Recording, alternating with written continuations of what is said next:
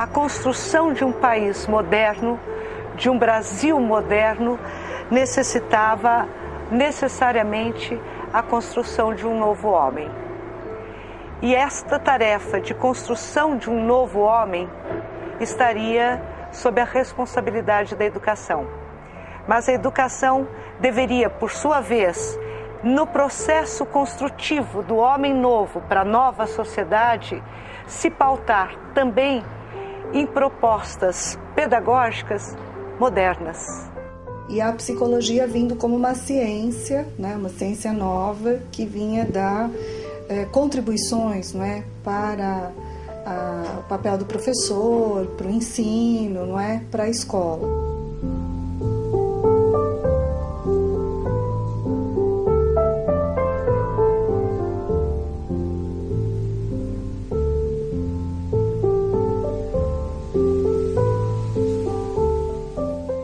A história da psicologia educacional no Brasil é anterior ao descobrimento, se considerarmos que os índios já utilizavam recursos com nuances psicológicas para formar as novas gerações.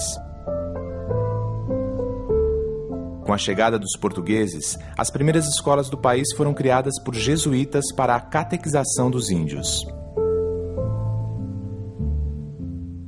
Delas, surgiram cidades como São Paulo e a certeza de que o ensino no Brasil é um processo a desafiar a combinação de conhecimentos entre a educação e a psicologia. As relações entre psicologia e educação no Brasil, em verdade, são identificadas já desde o período da colônia. Quando se fala hoje da criança que tem problemas de escolarização, muitas vezes essa criança era tratada com a expressão meninos rudes. E a essas crianças era sugerido que não se utilizasse de castigos. Se você pegar a escola do século XVI para ensinar a ler a Bíblia, vai dizer qual que é a verdadeira interpretação da Bíblia. É isso? A escola do século XVIII, século XIX, que vai tentar civilizar esse cidadão, né? Ela vai dizer qual é a melhor maneira dele entender os conteúdos. A proclamação da República pode ser considerada um marco para a psicologia da educação no Brasil. Impulsionado pelo positivismo de republicanos influentes como Benjamin Constant, a universalização do ensino ganhou tímido status de política pública.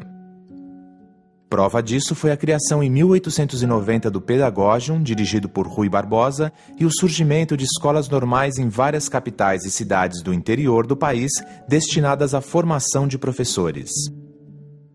Ao mesmo tempo, surgem os grupos escolares, concentrando vários alunos numa mesma classe sob a tutela de um único professor.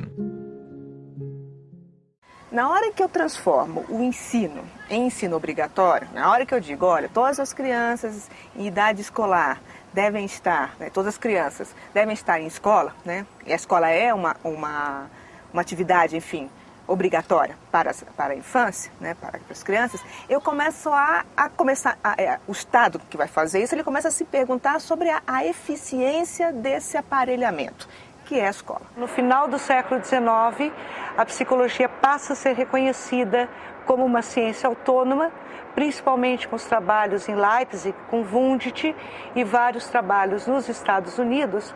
A psicologia passa a ser reconhecida não mais como uma sub-área no interior da filosofia ou como uma temática da pedagogia, da medicina, da fisiologia, mas passa a se constituir como uma ciência autônoma.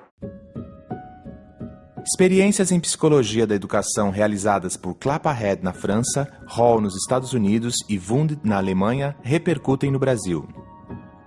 Clemente Coalho, Lourenço Filho, Manuel Bonfim e Isaías Alves são alguns dos protagonistas de uma nova visão da educação brasileira.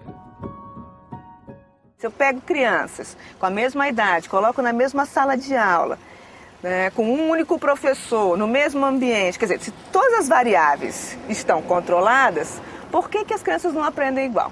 Então é esse fenômeno que vai dar origem a toda uma discussão a partir do final do 19 e do iníciozinho do 20, que é o que está acontecendo na sala de aula que eu tenho o tal do famoso do fracasso escolar. O fracasso escolar é um fenômeno do final do século XIX. É um fenômeno do momento em que você constitui as escolas graduadas, que você estabelece uma seriação muito rígida e que você tem um exame no final do ano de passagem.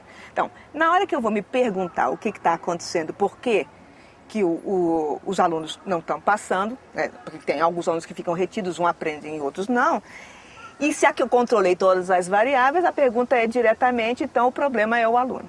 Se o problema é o aluno, quem vai me ajudar a pensar qual que é o problema do aluno é a psicologia. Então, nesse momento, a psicologia aparece como uma ciência auxiliar da pedagogia.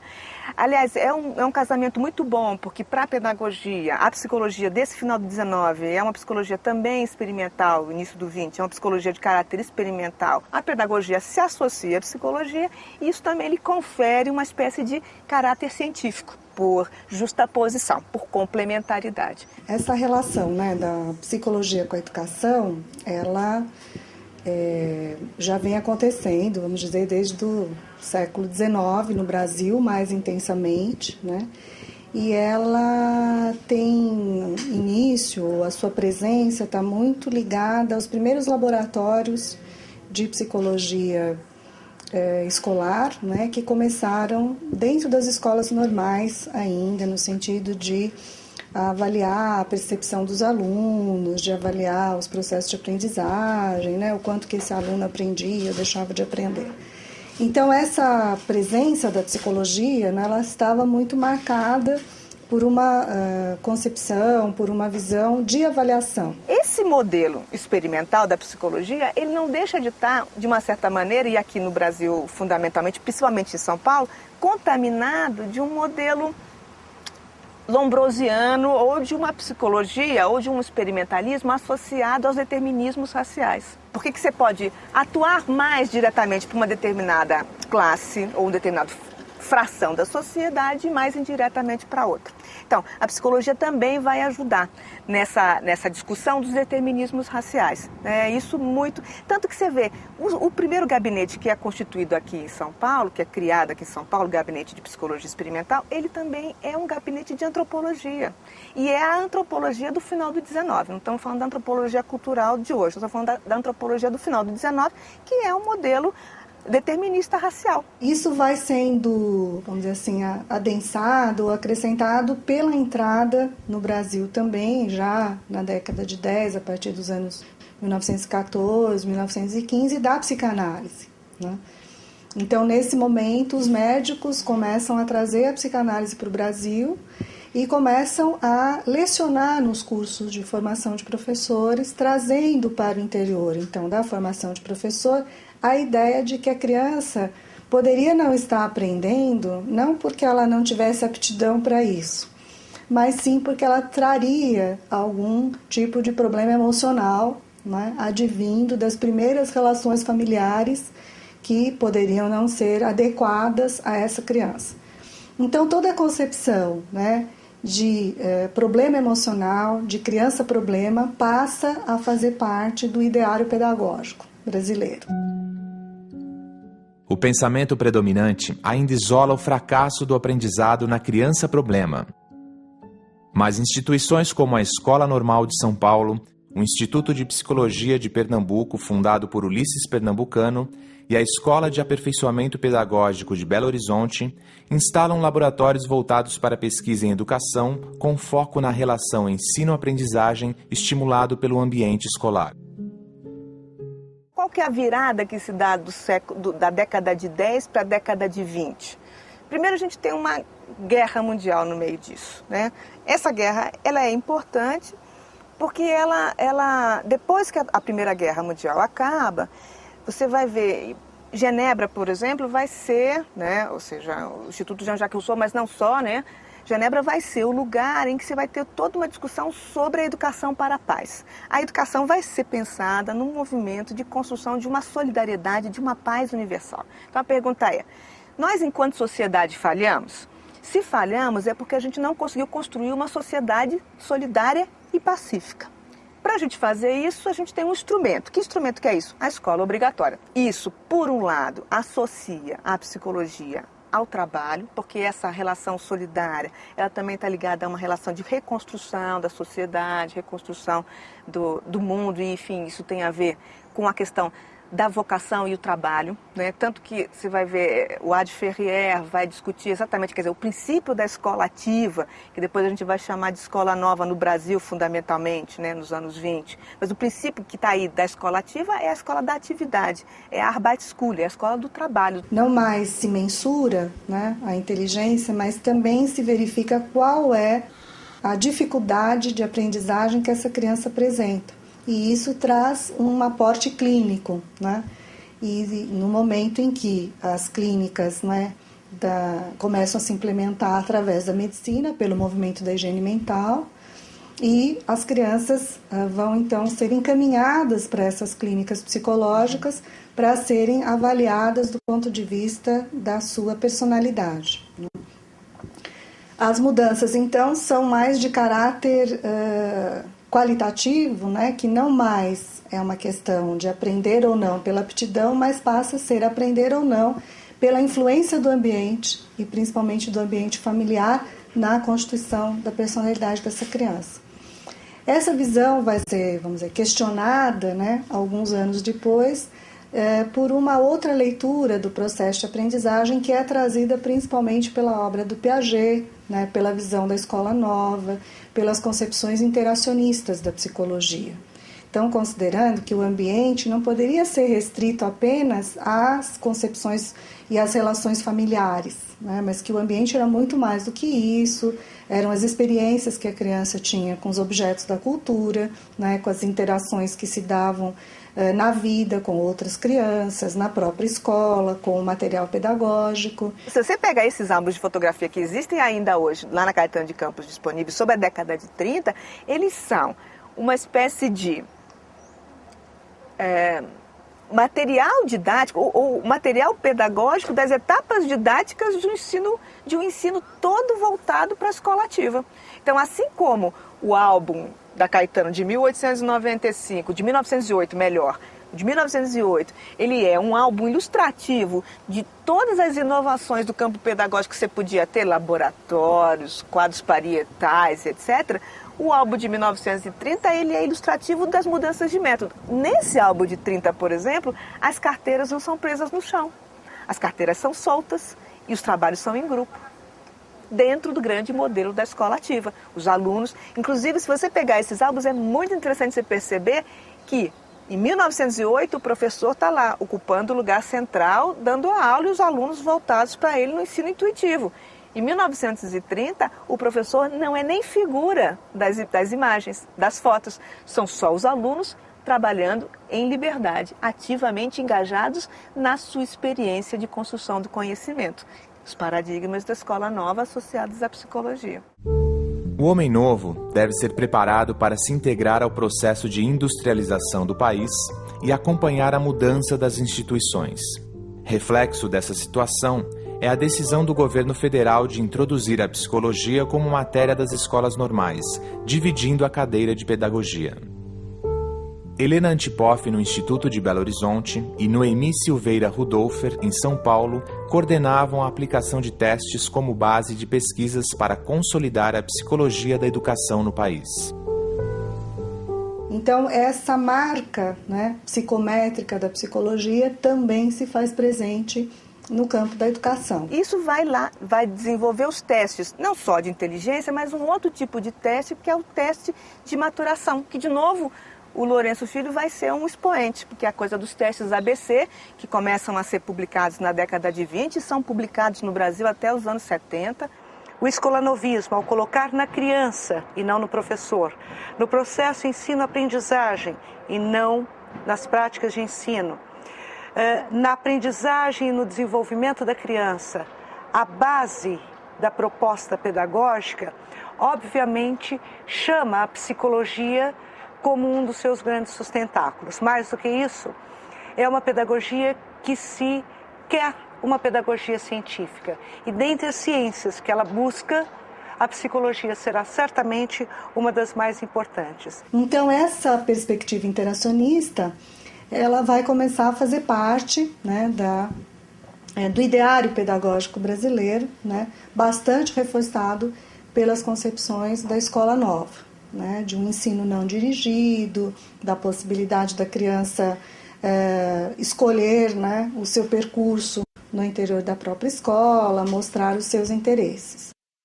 Então, essa leitura interacionista, né, da escola vai fazer com que a psicologia, né, compareça na escola via a teoria piagetiana e via as concepções que buscavam entender, né, quais eram os desejos e os interesses da criança no seu processo de aprendizagem. Então, ainda numa visão bastante individualizante, né?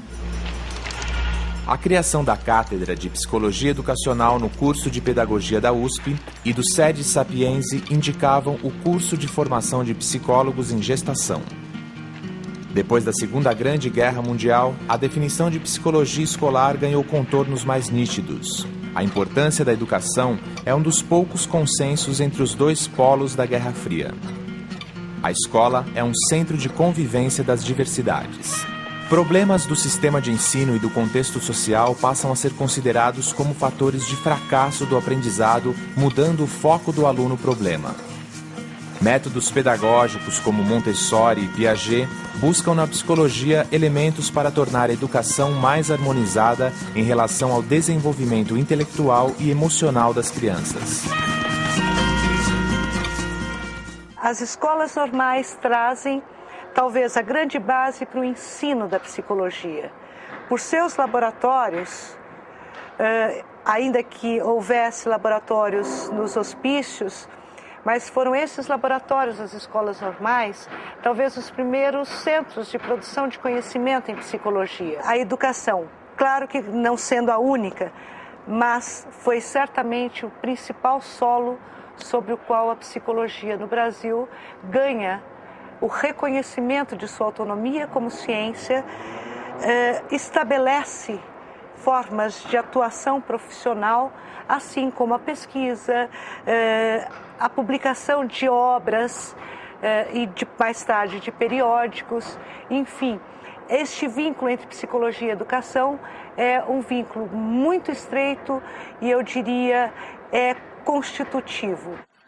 No Brasil, os anos 50 representam a consolidação da psicologia no país. O plano de metas do presidente Juscelino Kubitschek acelera a industrialização. Surge uma nova organização social. As cidades começam a receber moradores do campo. A classe média aparece como protagonista no processo econômico e cultural.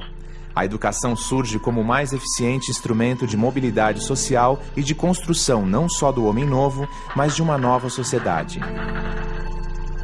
No plano institucional, educadores como Anísio Teixeira e mais tarde Darcy Ribeiro e Paulo Freire propõem novas metodologias de ensino. O terreno estava sendo preparado para o grande salto do país rumo aos promissores anos 60.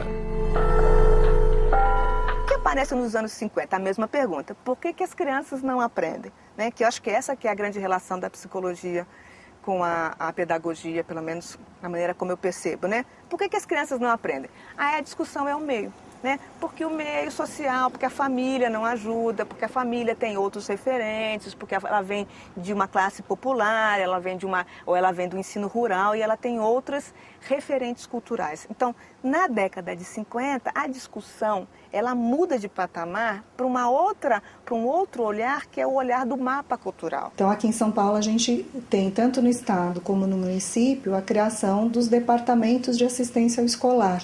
Né? E esses departamentos contratavam psicólogos, e esses psicólogos tinham o papel de diagnosticar quais eram os problemas que as crianças apresentavam no interior da escola.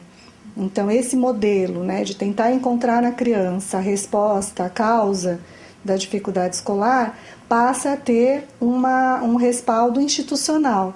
Né? Então, não era mais no laboratório, mas era na clínica de atendimento psicológico. Né? Então, essas clínicas elas eram especializadas para atender as crianças que tinham problemas escolares. Não tinha psicólogo na escola. Nessa época não tinha psicólogo na escola. Isso vai até Quando eu fui em Socorro, o vocacional começou em 1962. Nessa época não se falava em psicólogo na escola. Nem orientador educacional tinha nas escolas oficialmente. Nas públicas não tinha. Que é onde também usou muito a psicologia. Mas veio a pós-guerra. A industrialização. A tecnologia. Começava a aparecer os cérebros eletrônicos.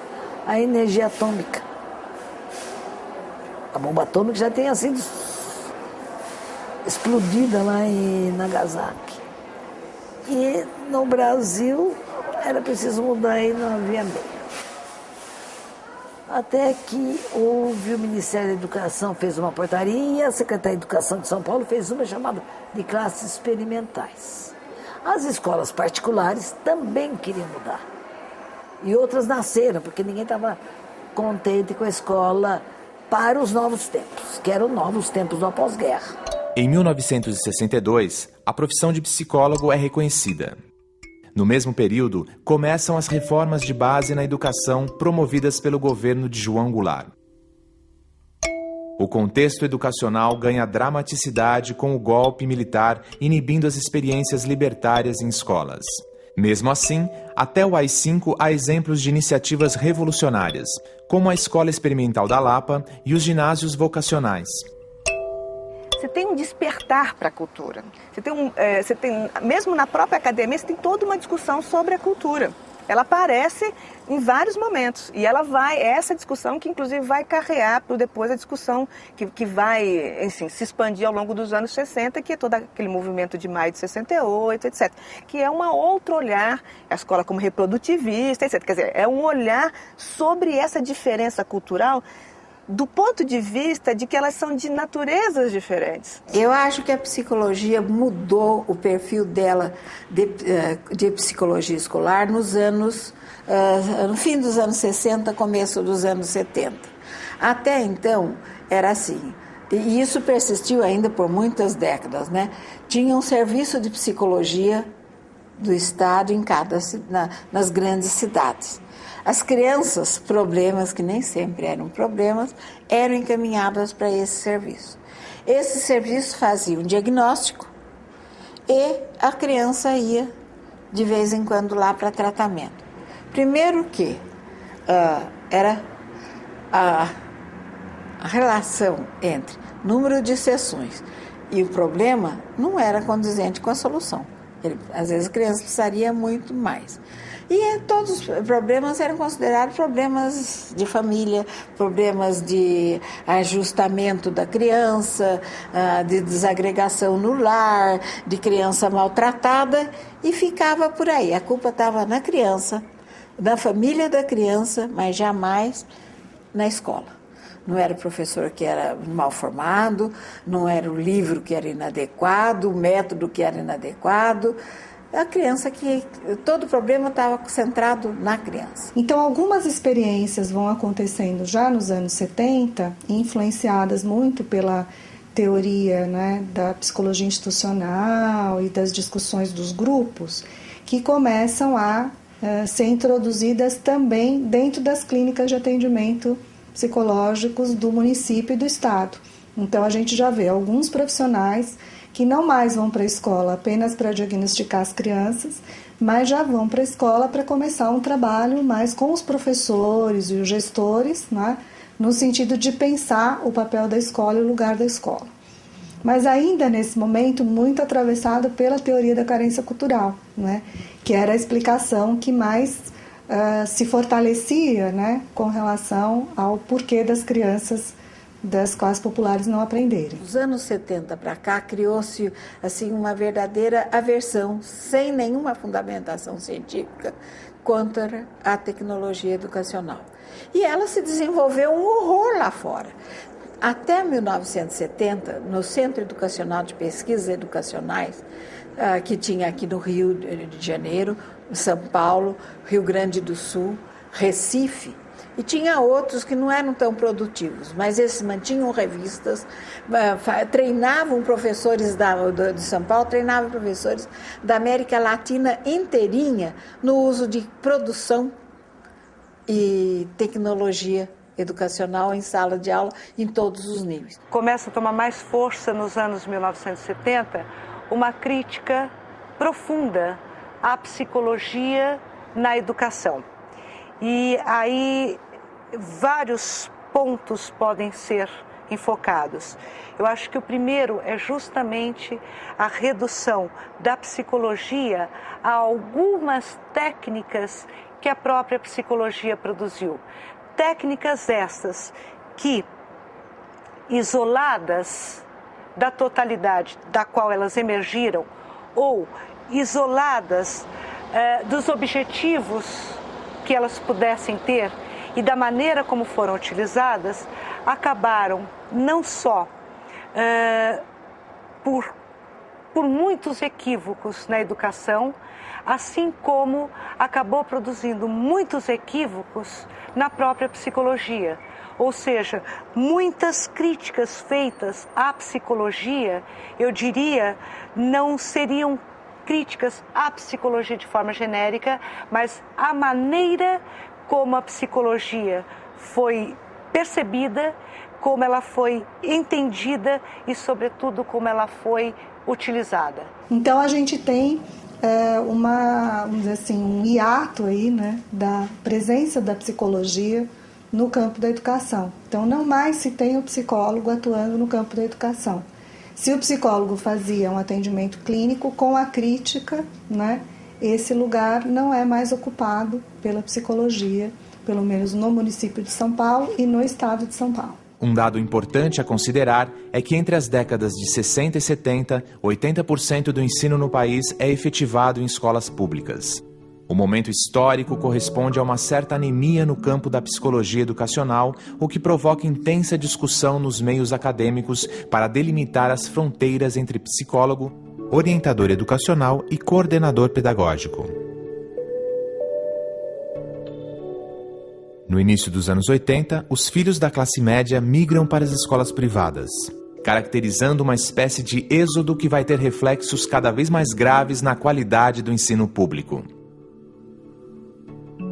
Quando vai para o psicólogo e o psicólogo trabalha no âmbito individual, clínico-terapêutico, ele acaba justificando e legitimando que os problemas que ocorrem dentro da sala de aula são problemas individuais, são problemas da criança e que, portanto, não são problemas de ordem pedagógica que devem ser tratados, devem ser solucionados, até porque muitos deles foram produzidos pelas relações dentro da sala de aula.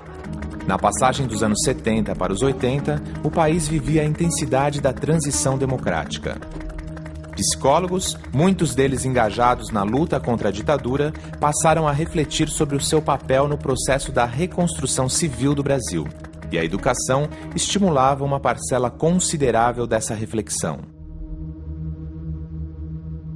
Quando a psicologia começa a fazer uma crítica ao americanismo que, de certa maneira, graçava nos textos, nos conteúdos trabalhados pelos cursos de psicologia, isso não está desligado, isso não está desarticulado da resistência à ditadura militar. Eu até faria uma analogia, porque uma coisa era derrubar a ditadura militar, a outra coisa era a construção da democracia. E eu creio que tanto por educadores quanto por psicólogos, a questão não estava apenas em fazer a crítica àquilo que a psicologia produzia na educação e nem somente a crítica da educação tal como ela havia se constituído até então, mas era também mais do que isso. Não bastava a crítica, era preciso buscar a superação, era preciso construir uma nova educação e, principalmente para nós, era necessária a construção de uma nova psicologia. E no interior da universidade, né, uma outra experiência que a gente montou foi aqui no Instituto de Psicologia o Serviço de Psicologia Escolar. Né? Ele foi fundado em 76, né, já no bojo dessa discussão de uma atuação do psicólogo, né, numa perspectiva de compreender a instituição escolar e não de culpabilizar a criança pelo seu fracasso, né? Ele foi fundado pela professora Marilena Souza Pato, que é a pessoa que inicia essa crítica no Brasil, né, no campo da psicologia escolar, tentando pensar uma outra prática do psicólogo, né, que leve em conta os processos de escolarização, né, que produzem a criança que fracassa. O próprio termo fracasso escolar foi cunhado por ela, né?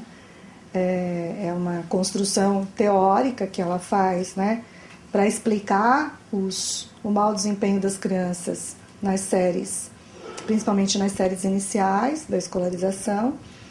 E ela, então, institui nesse serviço, não é, através da contratação de 4 psicólogos, uma modalidade de atuação psicológica, tentando pensar uma forma de atuar na escola que leve em conta esses princípios de compreender o fenômeno escolar como produtor do fracasso.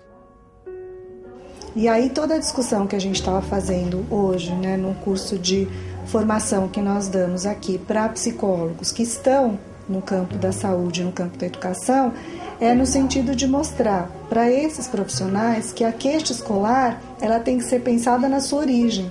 Então, esse processo de retornar à escola, né, de tentar buscar na escola as origens desse encaminhamento, é que, sem dúvida nenhuma, possibilitaria ao psicólogo que está no campo da saúde se aproximar mais do campo da educação. Nos anos 90, a discussão já é outra. A discussão é, puxa vida, será que o lugar da onde a escola fala não é um lugar extremamente específico e completamente, ou seja, que a escola não constrói ela mesma uma cultura escolar, e essa cultura da onde ela fala, ela é distante de absolutamente todas as culturas da sociedade, e que a criança, ao ingressar na escola, não precisa aprender o modo escolar de funcionamento, que não é o modo social de funcionamento. Essa é uma outra discussão, que vem mais para o final dos anos 80, do início dos anos 90. Em 1990, é criada a Associação Brasileira de Psicologia Escolar e Educacional. A ABRAPE foi uma resposta à necessidade de redefinir o papel do psicólogo escolar nas instituições de ensino e na formulação de políticas públicas para a educação. A ABRAPE cumpre o papel de reunir e fazer circular informações sobre a psicologia escolar e educacional. Eu sonhava com isso desde o começo dos anos 60. Eu sentia falta de uma... A gente tinha a Associação de Psicologia de São Paulo, mas era uma coisa geral. E eu achava uma falta danada. Mas não era só eu que sentia essa lacuna. Então a gente foi, assim, pensando, será que a gente não conseguiria criar um organismo que pelo menos realizasse alguns eventos, alguns encontros, que sistematizasse pelo menos a produção. Quer dizer, eu estou interessado em psicologia escolar, naquela revista tem coisa de psicologia escolar só.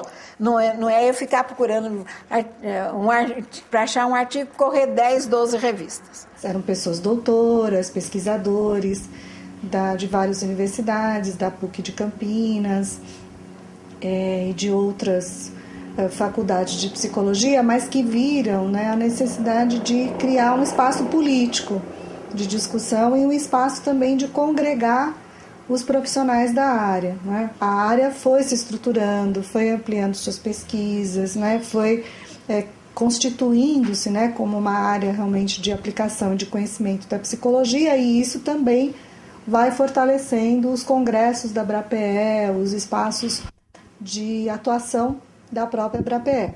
Hoje, ela é uma associação que tem feito congressos com 1.500, 1.600 pessoas, né? Organizados, os psicólogos ampliam seu espaço na pesquisa e na formulação de políticas públicas para a educação. Se você vier aqui agora no arquivo, no Centro de Memória da Faculdade de Educação, e pedir as fotos do Centro de referência, o Centro Regional de Pesquisas Educacionais, você vai ver que o Centro Regional, ele criou uma escola modelo. Que escola modelo é essa? É hoje a nossa escola de aplicação, mas ainda o embrião dessa escola de aplicação. As fotos que a gente tem dessa escola são fantásticas. São, de novo, fotos que mostram como que a inovação pedagógica entra na sala de aula. Então, você tem as crianças sentadas no chão, né, em roda. Você tem utilização daqueles, sabe aqueles gravadores que a gente tinha grande de rolo? Gravador de rolo em sala de aula, né, trabalhando com os alunos. Então você tem fotos que mostram como que esses recursos de ponta, gravador de rolo na década de 50, me desculpe, mas é um recurso de ponta, hein? Como que esses recursos de ponta estão sendo utilizados na sala de aula como instrumento pedagógico. Então, de novo, você tem. Então, representações modelares dessas mudanças você vai encontrar em instituições modelares também. Acho que o problema da educação, e aí de todos os projetos pedagógicos, é esse. Como você transforma um experimento feito em pequena escala, dentro de situações de um ambiente bastante controlado, para uma coisa em larga escala, num ambiente nada controlado. Você vai ver ainda o psicólogo presente em alguns municípios do interior, né? E já fazendo uma prática a partir da crítica que foi mais instaurada no início dos anos 80. E esses alguns serviços que se mantêm hoje em várias cidades, por exemplo, São Bernardo do Campo, Guarulhos. Em 2001, quando esse grupo chega à Prefeitura de Guarulhos, a rede municipal de educação era muito pequena e basicamente oferecia o serviço em educação infantil pré-escolar. A questão era, não basta aumentar o acesso se isso não vier acompanhado de um projeto político-pedagógico que garanta a qualidade de ensino. E basicamente assim, das vagas em pré-escola, hoje há um número muito grande de crianças de 0 a 3 anos, o fundamental e um investimento muito grande na educação de jovens e adultos. Todos esses níveis de ensino são acompanhados necessariamente por uma equipe, que são os núcleos, formados por pedagogos e psicólogos trabalhando conjuntamente. Havia divisão. Haviam 2 departamentos, um departamento único exclusivo da psicologia e um departamento único exclusivo para a pedagogia. Então, entendeu-se que nada melhor do que a junção destes profissionais, né, num único departamento. Hoje a atuação é por meio de núcleos, né? A estrutura tem um núcleo de educação infantil, educação fundamental, educação de jovens e adultos, educação inclusiva, né? Em todos esses núcleos tem tanto psicólogo quanto pedagogo, todos trabalhando aí numa interdisciplinaridade, principalmente no núcleo de educação inclusiva, que tem outros profissionais, não somente o psicólogo e o pedagogo.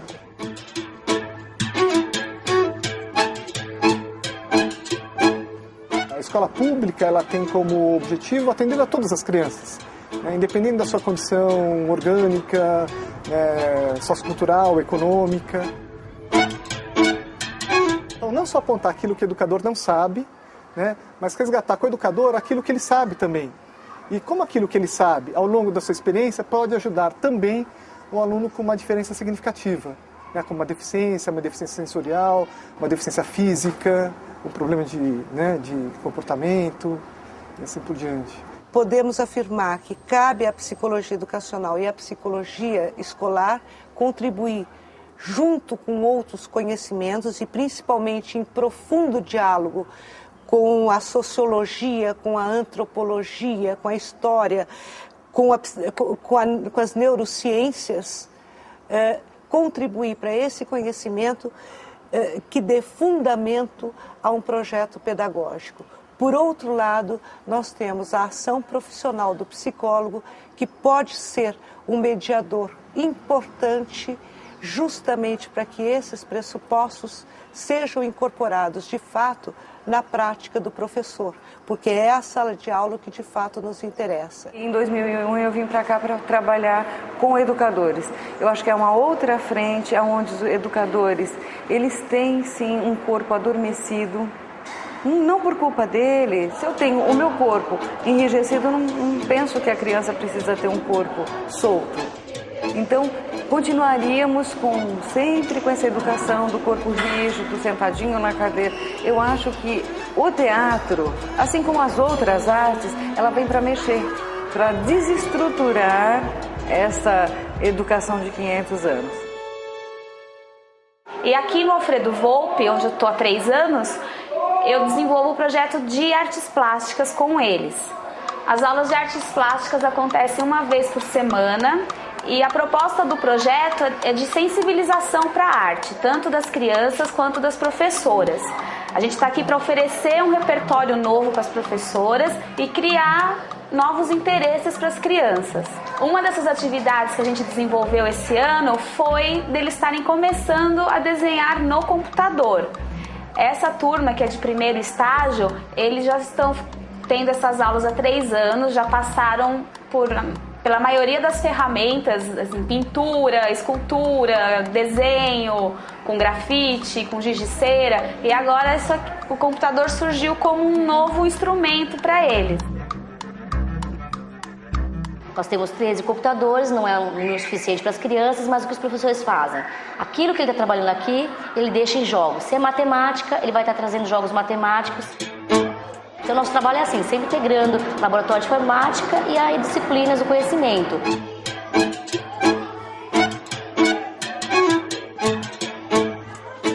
É algo novo que já está acontecendo na sociedade, que não pode ficar fora da nossa escola.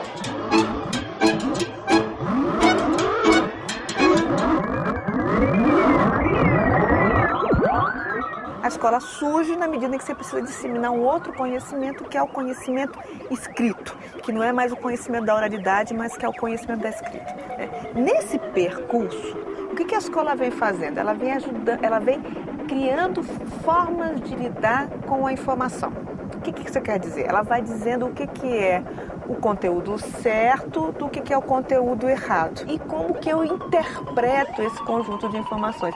O que o sujeito vai fazer com essas informações hoje? Bom, aí a gente não sabe. Mas é um pouco isso que a escola vai sempre fazendo, tentando mostrar ou tentando... Ela estabelece o que é a verdadeira interpretação. Estabelece de uma maneira fluida, não é tão consciente assim, mas há um esforço de... Acho que é um pouco isso que a escola consegue fazer.